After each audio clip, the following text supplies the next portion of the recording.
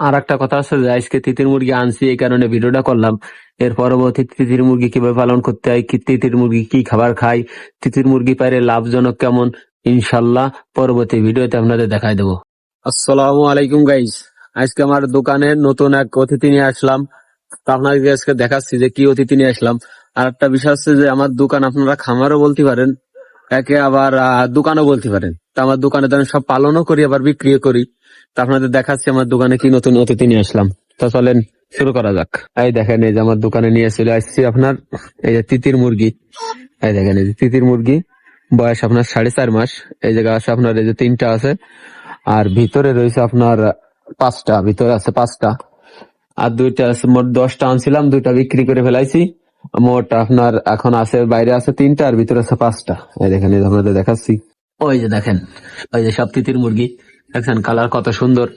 4.5 মাস বয়স, আল্লাহ দিলে আপনার 1.5 মাসের পরে ইনশাল্লাহ ডিম পাড়বে না। আর কেউ যদি লাগে অবশ্যই আমার সাথে যোগাযোগ করবেন। তিতির মুরগি ইনশাল্লাহ আমি দেওয়ার চেষ্টা করবো। আবার তিতির মুরগি কিংবা আপনার ফাউমি, তারপর আপনার টাইগার মুরগির বাচ্চা, টাইগার মুরগি বড়তা ছোটতা সব রকমের মুরগি, মানে সবকিছুই আমি সেল করি। তো যদি লাগে অবশ্যই আমার সাথে যোগাযোগ করবেন, ইনশাল্লাহ আমি দেওয়ার চেষ্টা করবো। আর দেখতে আবার তার থেকে যদি আপনার দেশি মোরগ লাগে, ওই দেখেন বিগ বিগ সাইজ দেশি মোরগ। আর আমার ফাইটার তো আছে, এই দেখেন এই যে ফাইটার, এই যে ফাইটার তো আছেই। আর আমার বয় আপনার আর একটাই যা একটা থুইছি আপনার এই যে খেসার ভিতরে, কারণ এ অনেক মারামারি করে, এই কারণে খেসার ভিতরে রাখিছি। আর ওই তৃতীয় অনেক ডাকাডাকি করতেছে। আর এই তো ব্রয়লার তো আমার আছেই। আর পায়রার খোপ, ওই যে পায়রার এখন একটাই পায়রা আছে আমার, এই যে সাদা কালো একটা মদ্দা আছে। তাকে যদি লাগে অবশ্যই আমার সাথে যোগাযোগ করবেন।